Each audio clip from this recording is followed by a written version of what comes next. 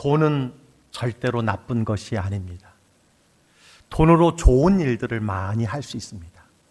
그런데 문제는 많은 사람들에게 돈이 부족하고 돈의 노예가 되고 돈의 지배를 받으며 살아가고 있다라고 하는 것입니다. 요즘 젊은이들이 증권과 부동산에 투자하는 열풍을 여러분은 어떻게 생각하십니까? 젊은이들이 미래를 준비하기 위해서 투자하고 저축하는 것은 좋은 일이라고 생각을 합니다. 그러나 그 투자의 동기와 원인을 살펴보면 걱정하지 아니할 수 없음을 생각해 보게 됩니다. 급등하는 부동산 가격에 벼락부자도 있지만 전략과 저축만으로는 상대적으로 벼락거지가 될 수밖에 없으니 고수익에 눈을 돌릴 수밖에 없다.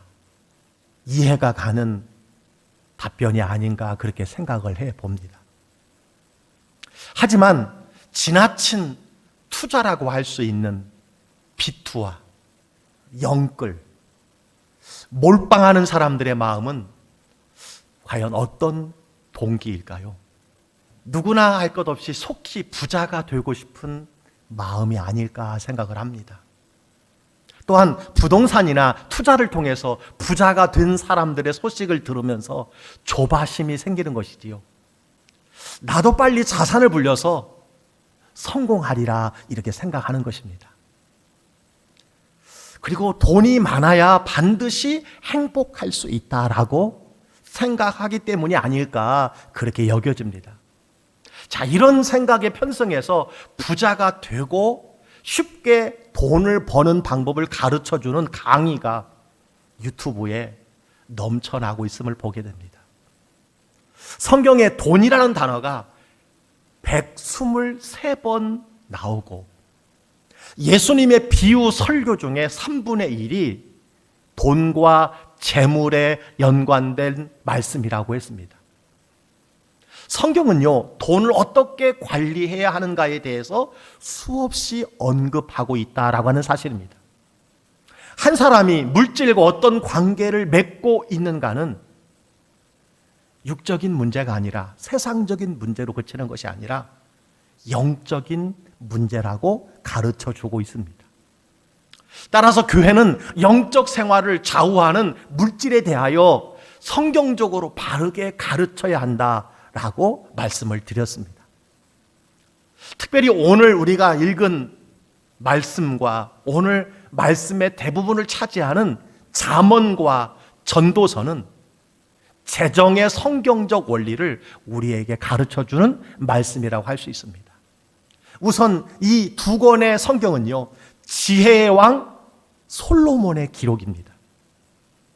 솔로몬이 어떤 분입니까? 이 세상에서 부와 재물에 대해서 남다른 은사를 가진 왕이라고 할 수 있습니다.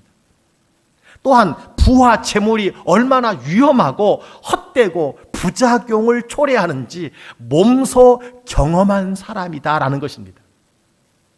마지막으로 솔로몬은 이것에 대한 지혜를 세밀하게 기록하여 우리에게 가르쳐 주고 있기 때문이라고 할 수 있습니다. 오늘은 재정 성공의 원리인데요, 우리의 마음과 생각에 관한 것입니다. 즉, 재정 성공의 원리는요, 만족의 원리라고 할 수 있습니다. 만족의 법칙을 적용해야 한다라고 하는 것을 생각해 보는 것입니다. 왜냐하면 여러분이 원하는 것이 많으면 우리가 빛의 수렁에 빠지게 되기 때문입니다. 심지어는 재정 문제로 스트레스를 받아서 불안과 근심의 나라를 보내는 사람들이 참으로 많이 있기 때문에 그렇습니다. 여러분, 사람들이 재정 문제로 고통을 당하고 빚에 허덕이고 파산을 당하는 이유가 무엇이라고 생각합니까? 가장 큰 이유 중에 하나는요, 여러분의 욕심과 기대가 실제 수입보다 지나치게 크기 때문이라고 할 수가 있습니다. 그래서 지혜왕 솔로몬은 천문학적인 돈을 소유하면서도 욕심이, 시기 때문에 비참한 삶을 살았다고 여러분 기록하고 있는 것을 보게 됩니다. 잠언 14장 30절 말씀입니다. 평온한 마음은 육신의 생명이나 시기는 뼈를 썩게 하느니라. 자, 솔로몬은요, 평온한 마음과 시기를 대조하고 있음을 보게 됩니다. 평온한 마음은 삶에 활력을 주고 건강의 비결이라면, 시기는 삶의 치명적인 요소로서 질병의 원인이다, 이렇게 강조하고 있습니다. 자, 여러분, 시기가 무엇입니까? 욕심입니다. 만족하지 못하는 마음이라고 할 수 있습니다. 그런데 사람들은 이 시기와 욕심, 즉 만족하지 못하는 마음에 사로잡혀 살아가고 있다라고 하는 것이. 그래서 그 어떤 것에도 만족하지 못한다라는 것입니다.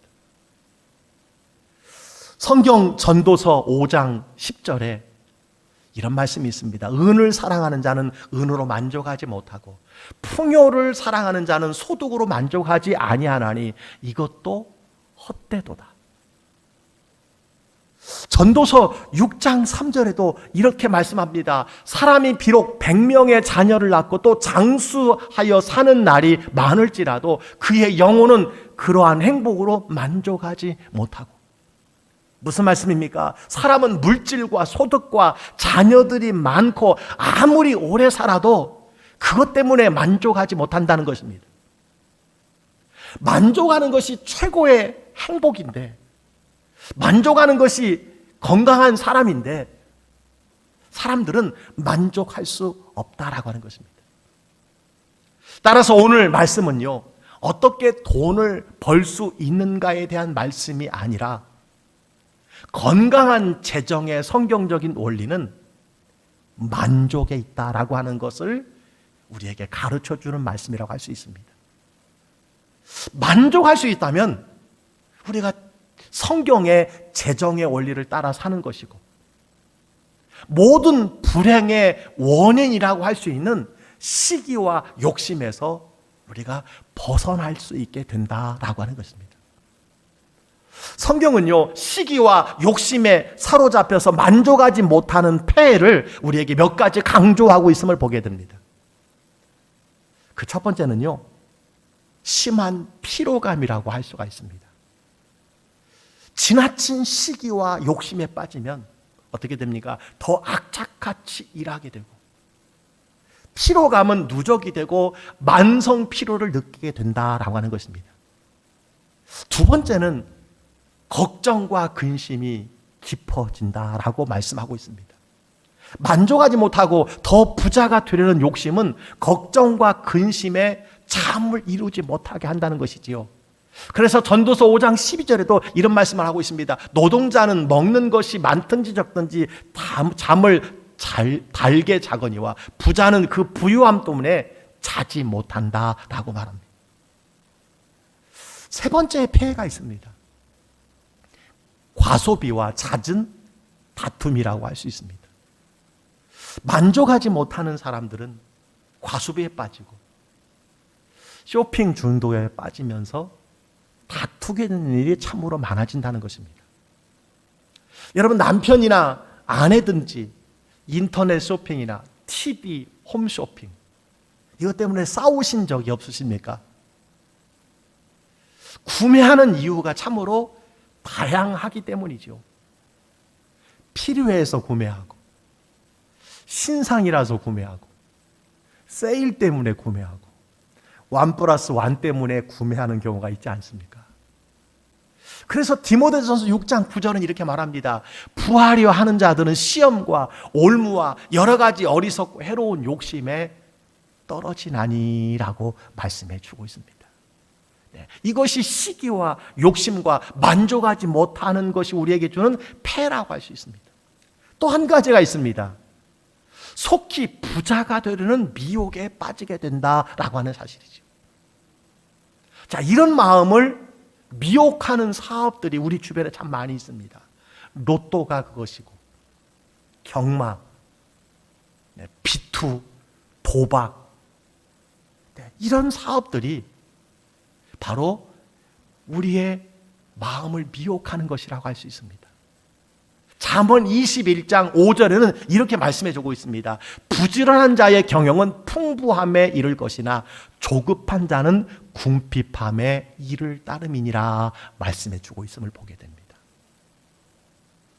성경은요, 건강한 재정의 성공은 만족에 달렸다라고 말씀해 주고 있습니다. 사도 바울은 매를 맞고 옥에 갇힌 어려움 중에서도 기쁨과 용서와 사랑의 편지를 계속 기록했던 것을 보게 됩니다. 그 중에 하나가 빌립보서 4장 12절 말씀입니다.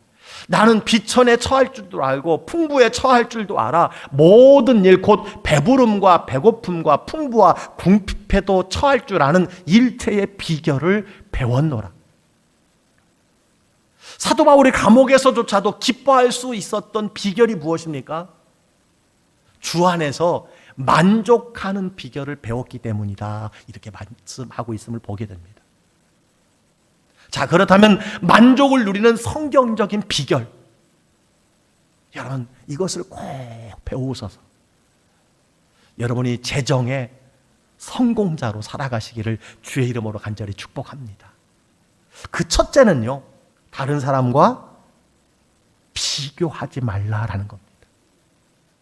하나님은 각 사람을 독특하게 특별하게 창조하셨습니다. 따라서 결코 다른 사람과 비교하여 열등감이나 혹 교만에 빠지는 것은 잘못된 것이라고 할 수 있습니다. 다른 사람과 비교해서 조바심에 빠지거나 부자를 시기하지 말아야 된다라고 하는 것입니다. 여러분은 그 모습 그대로 하나님께 소중하고 특별한 존재라는 사실을 꼭 기억하시기를 축복합니다. 그래서 고린도후서 10장 12절은 이렇게 우리에게 말씀해 주고 있습니다. 우리는 자기를 칭찬하는 어떤 자와 더불어 감히 짝하며 비교할 수 없노라. 그러나 그들이 자기로서 자기를 헤아리고 자기로서 자기를 비교하니 지혜가 없도다. 사람들은 비교하는 것을 너무 좋아한다는 거예요. 그러나 어떻습니까? 비교하면 비교할수록 만족하지 못하는 겁니다. 비교라는 단어 앞에는 누구도 만족하는 삶을 살 수 없다라고 하는 것이죠. 자, 여러분이 만족을 배우는 비결이 무엇입니까? 꼭 기억하시기 바랍니다. 다른 사람과 비교하지 않는 것입니다. 아멘입니까? 그래서 성경은요, 자신과 다른 사람을 비교하며 사는 것을 죄라고 경고하고 있음을 보게 됩니다. 다른 사람들과 비교하는 것은 남의 것을 탐하는 마음을 우리로 갖게 하기 때문이라는 거예요. 그래서 하나님은 십계명을 통해서 내 이웃의 집을 탐내지 말라라고 말씀해 주셨음을 보게 됩니다. 여러분, 탐낸다는 것이 무엇일까요? 숨이 턱에 찰 정도로 갈망한다는 것입니다. 비교하다 보면 숨이 찰 정도로 갈망하게 되고 그 갈망이 탐심으로 바뀌는 순간 그것이 죄가 된다고 하는 사실입니다. 그렇습니다. 비교하는 마음에서 시작되는 탐심은요, 만족을 가로막는 가장 큰 장애물이 된다는 것입니다. 비교하는 것. 이것이 사탄의 가장 강력한 무기라는 사실을 여러분 기억해야 합니다. 두 번째는요, 내가 가진 것을 즐거워하는 것입니다. 누가 만족한 삶을 살아갈 수 있습니까? 내게 주신 것을 내가 즐거워하며 누리는 것입니다. 이것이 바로 진정한 성공이라고 할 수 있습니다. 여러분, 만족할 줄 아는 거예요.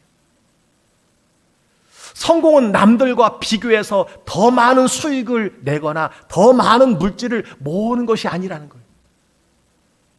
다른 사람과 비교하지 않는 것이고, 더 중요한 것은 내게 주어진 것, 이미 나에게 주신 것을 즐거워하고 누리는 것이라고 말할 수 있습니다. 하나님은 이미 여러분에게 많은 것을 주셨습니다. 아멘입니까? 그것을 감사하고 누리고 즐거워하는 것이 필요하다는 거예요.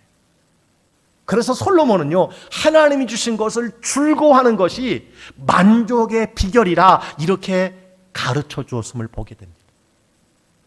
여러분, 전도서 5장 19절에 이렇게 말씀하고 있어요. 어떤 사람에게든지 하나님이 재물과 부요를 그에게 주사 능히 누리게 하시며 제 몫을 받아 수고함으로 즐거워하게 하신 것은 하나님의 선물이라. 맞습니다. 여러분은 하나님께서 주신 것들을 즐기기 위해서 필요한 것이 무엇입니까? 내가 탐내는 것이 아니라 내게 필요한 것을 분별할 수 있어야 된다라고 하는 것입니다. 바울은 오늘 본문에서 여러분에게 이렇게 말씀합니다.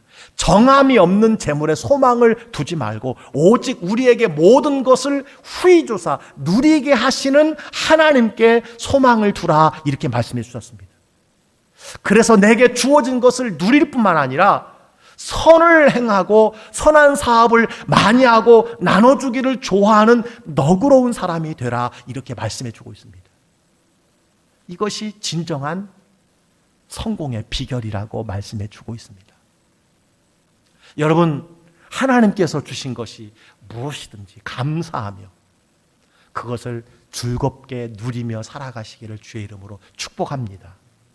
그것이 재정의 성공자의 삶이라고 여러분 말할 수가 있습니다. 여러분, 주신 것을 즐거워하면서 만족하시는 여러분 되시기를 주의 이름으로 축복합니다. 세 번째는요, 행복은 소유에 있지 않다는 것을 깨닫는 거예요. 소유가 곧 그 사람이 아니라는 사실을 우리가 꼭 기억해야 합니다. 소유가 우리의 영혼을 결정할 수 없다는 것을 우리가 꼭 기억해야 합니다. 여러분, 소유가 우리와 영원히 함께 가지 못합니다. 따라 그것이 곧 나가 아니라는 사실을 기억해야 돼요. 누가복음 12장 15절은 이렇게 말씀해 주고 있습니다. 삼가 모든 탐심을 물리치라. 사람의 생명이 그 소유에 넉넉한 데 있지 아니하니라. 무슨 말씀입니까? 성공한 인생이라는 행복은요, 결코 소유의 넉넉함에 달려있지 않다라고 하는 것입니다. 그래서 성경은 돈을 사랑하지 말고 있는 바를 족한 줄로 알라라고 말씀해 주셨습니다. 사람은 누구나 물질만으로는 결코 행복할 수 없다는 것을 우리가 깨닫는 것이 참 중요합니다. 따라서 돈을 하나님의 자리에 놓지 말아야 된다라고 하는 것입니다. 사랑하는 성도 여러분, 꼭 기억하시기 바랍니다. 소유가 행복의 필요 충분 조건이 아니라는 사실을 꼭 기억하시기를 바랍니다. 우리 중에 힘들게 소유했지만 가성비가 높지 않은 것이 참 많이 있습니다. 힘들게 소유하고 있지만 사용하지 않는 것들이 너무 많습니다. 우리가 누리고 즐거워하지 않는 것들이 너무 많다는 것입니다. 함께 쓰고 빌려 쓰고 저는 나누어 쓰는 것이 참 중요하다고 생각합니다. 소유해야만이 행복한 것이 아니에요. 소유해야만이 만족한 것이 아닙니다. 여러분, 우리가 반드시 소유해야 만족하는 것이 아닙니다. 여러분, 서귀포 제주도에 갈 일이 있으면 좋은 펜션이 참 많이 있고 좋은 호텔이 참 많이 있어요. 반드시 내 거와 해서야지 만족하는 것이 아니고 행복한 것이 아니라는 사실입니다. 여러분, 마찬가지입니다. 소유해야 행복하다.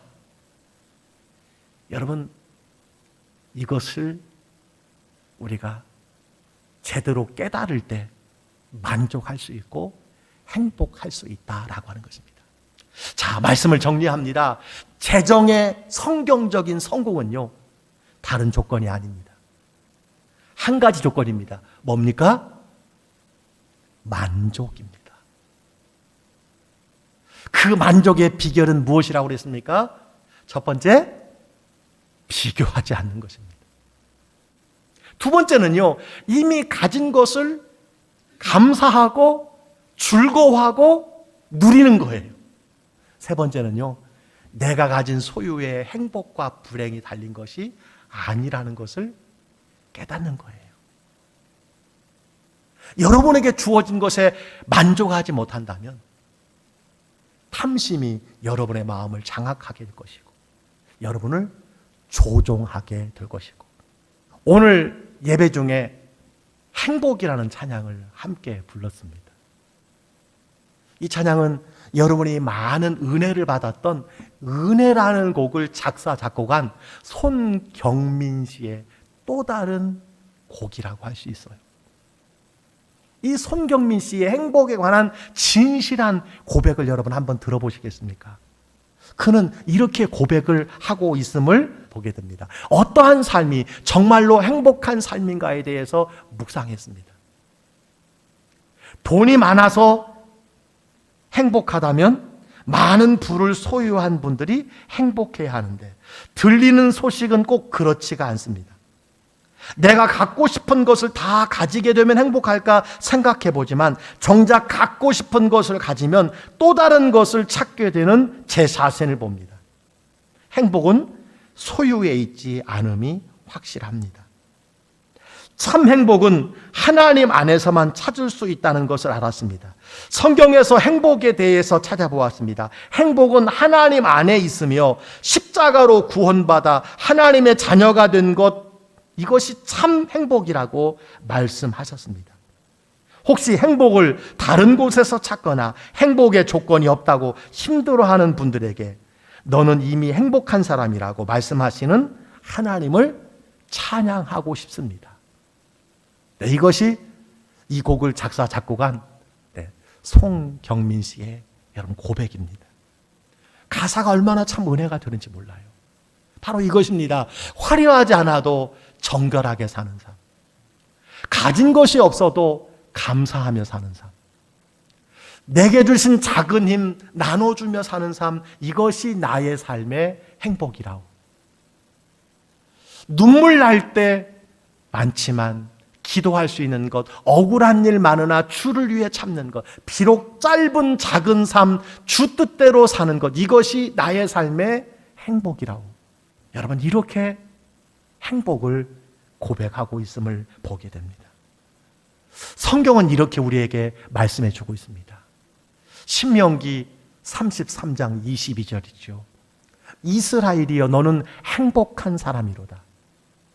여호와의 구원을 너같이 얻은 백성이 누구랴? 그는 너를 돕는 방패시요 내 영광의 칼이시로다. 여러분은 이미 행복한 사람이라고 말씀해 주고 있습니다. 아무리 많은 것을 여러분 가졌다 할지라도 만족을 배우지 못하면, 아무리 많은 것을 소유해도 여러분 재정의 성공자가 될 수 없고 행복한 사람이 될 수 없습니다. 복 받은 사람이라고 말할 수 없습니다. 사랑하는 성도 여러분, 오늘 말씀으로 재정의 모든 억압과 스트레스로부터 여러분 자유하시기를 주의 이름으로 축원합니다. 성경에서 인생 성공은 만족이라고 말씀해 주셨습니다. 여러분 만족하시기를 주의 이름으로 축원합니다. 일체 비교하지 마시기를 바랍니다.